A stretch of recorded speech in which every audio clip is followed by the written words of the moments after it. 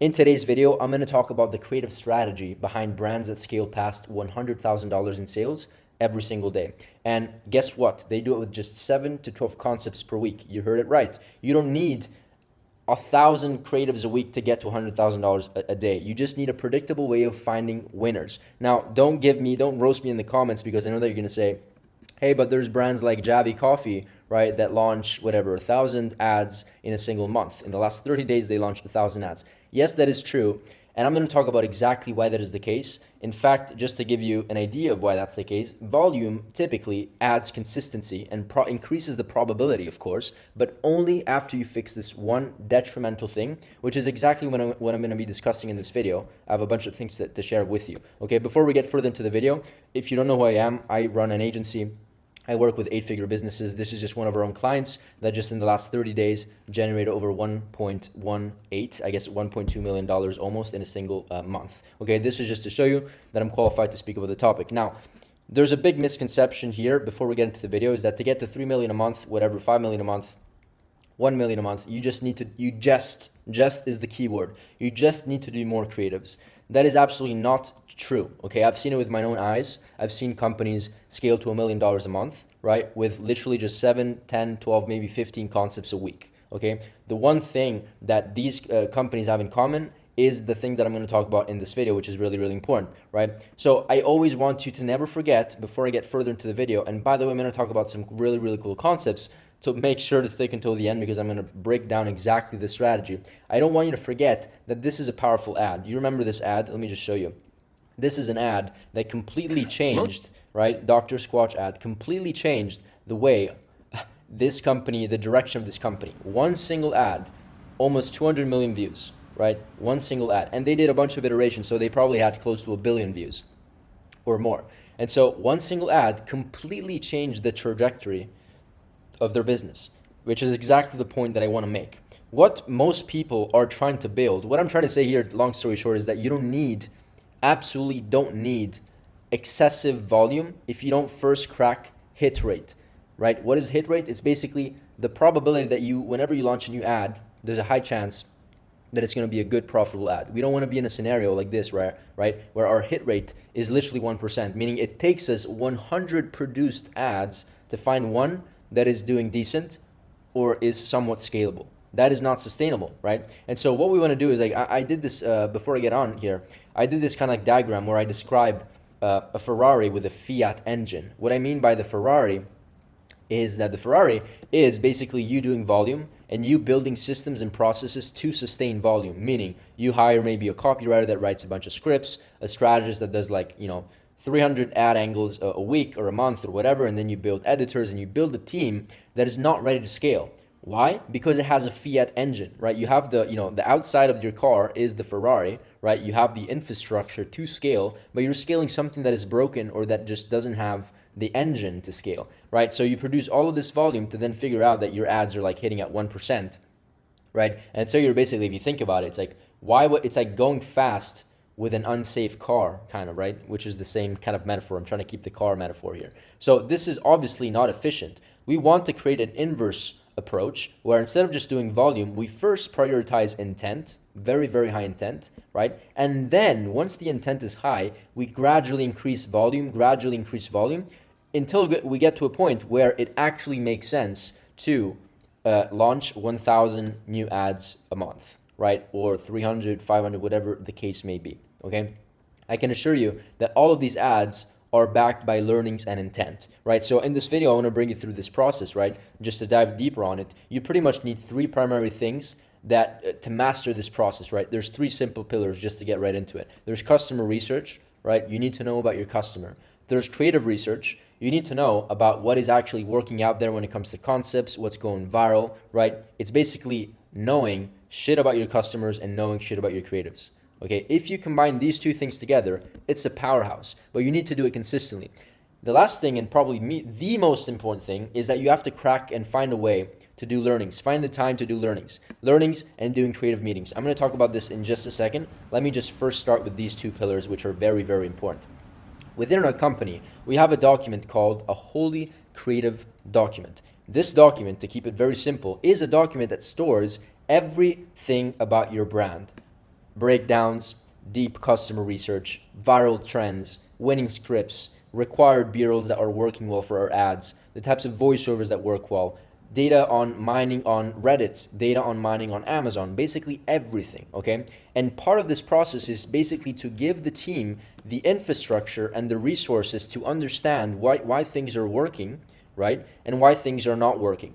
An example of something that we do repeatedly week over week for our clients, that's obviously something that everybody needs to do, and definitely something that Javi Coffee, for example, this multi 8-9 figure brands, does for a fact. And I know for a fact because I've spoken to strategists that work for these companies, and they're also they are literally now our employees, right? And so this being said, we need to start with breaking down why certain things are working so that you have a foundation, right, to start your systems and creative processes with, right? And so what is this, crazy little diagram that I'm sharing here? What we're doing here is this is called an ad breakdown. We basically get a winning ad and we break it down by the scene to try to understand what elements, what buying triggers, what motivates people to buy, and we analyze the entire ad, right? If it's within our ad account, even better because we have more data like hook rate, hold rate. But if we don't have it yet, guess what? We can basically go in and do the same thing for one of our competitors. For example, let's just say we're selling like mushroom coffee or something like that, and we want to go after everyday dose. This is a winning ad that we found online. As you can see, it has 10,000 comments. It's not our own ad, right? But what we do is that we establish that it's a winner because it's been running for a while and it's very profitable, meaning that it has a bunch of comments, or else people, they probably wouldn't have spent money on it. Right? And then we apply learnings, try to understand why this video was working. We do, I'm not going to go through all of this right now, but I'm trying to basically tell you that we're doing an analysis of why the video is working, right? And this is what, a more visual chart where my team can go in and understand what's going on, where we connect B-rolls and scenes to frames and seconds, to segments of the ad, what's happening when and why, and also add notes to it. A cool way to do this, which is really, really cool, is that to use tools like Poppy AI. This is actually not a very well-known tool. It's getting more out there, but this tool is really, really good because this is actually not the tool because I still need to sign up for it. My team has already, so they're already on it, but I just found another tool which is very, very similar just for the sake of a demo for this video. But what you can do with Poppy AI or any other tool that works similar is that you can literally upload.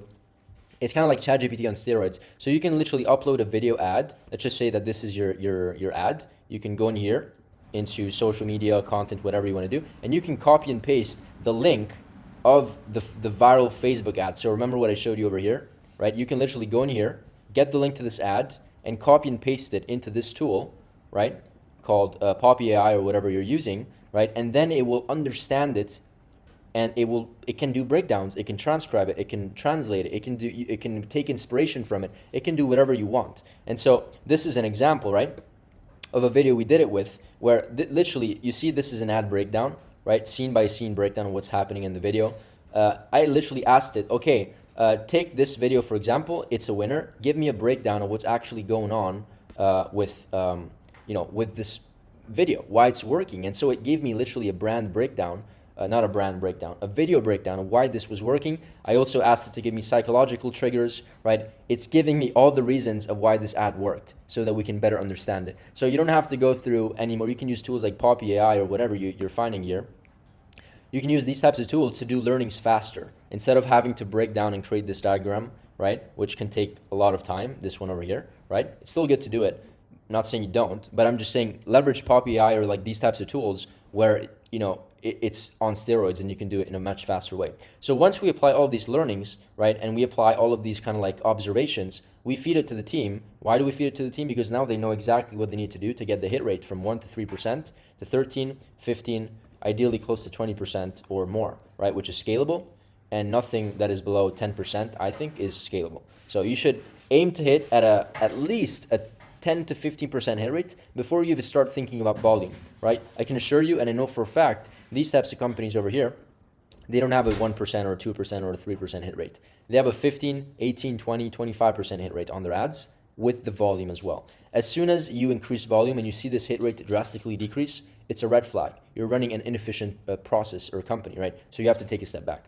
So this is what I'm saying. One other thing that is really, really highly contributing to this hit rate discrepancy between 1 to 3% to 15+% is doing meetings and learnings, which is kind of like what I just discussed now, but just to go over it more in depth. You need to do creative meetings and you need to do them to discuss learnings. If you don't discuss learnings, if you know, you basically don't know what you're doing. What I mean by learnings is understanding why things work and understanding why things don't work. Okay. So this is an example of what we do internally within our company and what other 8-9 figure companies are doing to really increase their chances of really increasing their hit rate. So they do 2 types of meetings, right? A weekly creative meeting, which is the strategist to discuss creative strategy, new trends that we find, right? And this is in our team, it's like in our case, it's a team meeting between our head of performance, which is in charge of the entire performance of our clients, and the strategist. Of course, there's also, in some cases, the media buyer to give more insights and the UGC manager to take some notes on whatever, right? Then the second meeting you need to have is a weekly meeting with your editors. So the creative strategist hop on a call with editors to discuss what's going on, what can be improved. These 2 things, right? You need to come prepared to the call. How? By doing learnings. And so this is a way to do learnings. I also talked about in my last or second to last YouTube video. We basically want to compare losing ads with winning ads and kind of compare traits and make conclusions. And this is we want to basically come prepared to the call saying, okay, this was the initial hypothesis of why we tested this ad in the first place, right? And these are the learnings and the results. After 7 to 14 days, we launched the ad. So this is the hypothesis, what your creative strategist should come up with. Right, an hypothesis is basically a prediction that say, hey, if we test this type of format, this should happen, and here's why. It's an hypothesis. It's like an if and then statement, if then, right? And so once we have the hypothesis, then after 7 to 14 days, we need to do some learnings to analyze what things worked and what things didn't work. This is an example of some learnings you can do on a winner and some learnings you should do on a loser, right? An example of winner is that, of course, you determine that the ad is a winner in the first place by saying, okay, it got top 3 spend, it got a 1.9 ROAS, which is great for the account, and it's consistent with the results. Good. Now that we understand that it's a winner, let's analyze it and say, why is it a winner? Okay, the hook was 57%. The CTR was above average, 1.7%. The whole rate was decent, so maybe an opportunity to increase it. And these are the 3 things that happened within the ad, and these are the observations we made that probably made this ad a winner. Are the observations always going to be true? No, but you're doing your best, right? And I can guarantee you that if you start making these observations and you start chatting with the team about these observations, you will 100% drastically increase the chances of hitting your next video, right? And so we just found a winner for one client where it was a comparison video where the product was compared to a competitor, right? And it was a demo video. And it was like so clear that it would have worked, but we got that inspiration from another winner that we analyzed, right? And it worked super, super well. And guess what? The winner wasn't even from our own client. It was from another client or another competitor that we were analyzing. Basically what I was talking about over here, right? This process. And so this is super, super important. So you record reasons of why it probably worked. Something that you can also do with this Poppy thing, right? You can, this tool is going to tell you the ad won because there was a risk removal claim. The ad won because there was a smart positioning, right? The ad won because it showed visual proof at the end. There's a scientific credibility to it, right? It's giving you reasons, and these are like good hypotheses that you can gather into your research whenever you do your learnings. When an ad fails, you have to do the same thing. Results, it didn't spend. The ROAS, was it good or bad? Learnings, the hook rate was only 25%. There's probably an opportunity to increase it. How? You put your hypothesis by probably doing something similar to the winner, right? CTR, it was 1.3%. Not too bad, right? Why was it not too bad? Because of this angle, right? We're noticing that across all of our winners, this angle is outperforming others. You take a note, right? It's basically very basic information, right? One other thing that you want to do as soon as you finish your learnings is basically come up with next steps, right? Now that we understand, or at least we're giving ourselves a fair shot at understanding why things are working and not working, then we can start building hypotheses, right? You should track everything into a Google Sheet. You can use mine if you want. It's very, very simple. I can give you the link. It's like 3rd or 4th link in the description. But this is the sheet that we use. It's a creative testing tracker. Every single row that you see here is a test on our ad account. And every single time we launch it, I always talk about this, so I'm not going to spend 3 hours talking about this in this video, but every single time we launch a concept in the ad account, we record the marketing angle, the creative concept, the awareness stage, the avatar, and then we record results like, triple whale numbers, conversion rate, AOV. But then we always fill out the hypothesis before we launch it, and then we fill out the results and the learnings after, right? And this is also how we track our win rate. So download it, it's free. It's a very useful resource, okay? This is what you need to do, okay? To recap, you need to do customer research, creative research, I'm not going to talk about in depth how to do those in this video. I have the video literally right before this one or two before this one, where I bring you through the exact strategy of how we start doing these things, or we do these things internally at my company. And then this pillar is really, really important: creative meetings and learnings. If you have these three pillars, I can guarantee you, you will increase your chances of making this happen or making this grow by at least 10x to 100x for sure, because most people don't do these things. This is what you should do before you increase volume. So as I say over here, let me just read. This full process will get you from guessing to scientifically scaling with feedback loops, right? Note, we've seen brands that only produce 7 to 10 concepts a week that generate 7-figure months. That is proof that quality over quantity matters. And the quality needs to be cracked. You need to crack the code on quality before you can crack the code on quantity, okay? Overall, this is the recommended loop, right? Creative loop process. You do customer research, you do creative research, and then you host creative meetings where you talk about learnings. After you talk about learnings, you go back to the drawing board, you do the same thing, customer research, creative research. You combine these two together, and then you do learnings. It's called feedback loop, creative feedback loop that starts with the customer in mind and ends with learnings. That is how you get from a 2%, 3% hit rate to a 13, 15, 20, sometimes even 30% hit rate. We've had some clients that have over 20% hit rate. So 1 in 5, 1 in 4 ads are spending and scaling, okay? That is what we want to do. Once we crack this, then we can start doing way more iterations on, and that's how they scale. Like, that's literally how these brands scale. They're not doing like 100 briefs a week where they are all like complete new concepts. No, they apply an 80%, 20% rule, where 80% goes towards iterating a concept. And by the way, iterating a concept doesn't mean just changing the hook. It can also mean changing the concept in the creative concept, the format, from UGC to VSL, from carousel to whatever you want to do with static.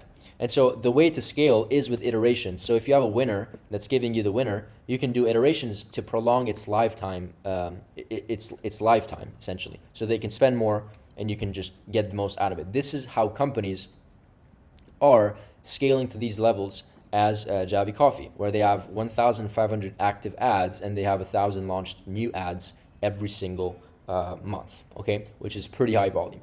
Okay, that is it for this video, but I just wanted to talk about this really, really important thing.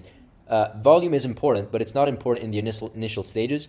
And once again, I've seen companies not prioritize volume, but prioritize intent, and they get to 1 million a month without volume. They get to 1 million a month with intent. And I've seen this over and over again.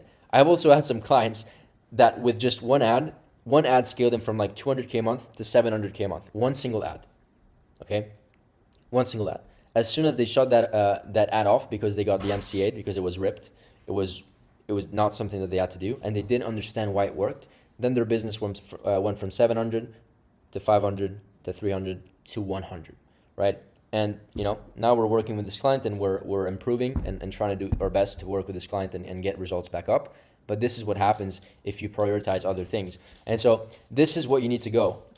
This is the ideal solution, is that you have a Ferrari kind of like outside where you can scale volume, but only after you crack the code with 15% plus hit rates, right? Where you have a Ferrari engine and a Ferrari kind of outside. Right? You have the Ferrari on the outside, but you don't have a Fiat engine. That's what I wanted to say.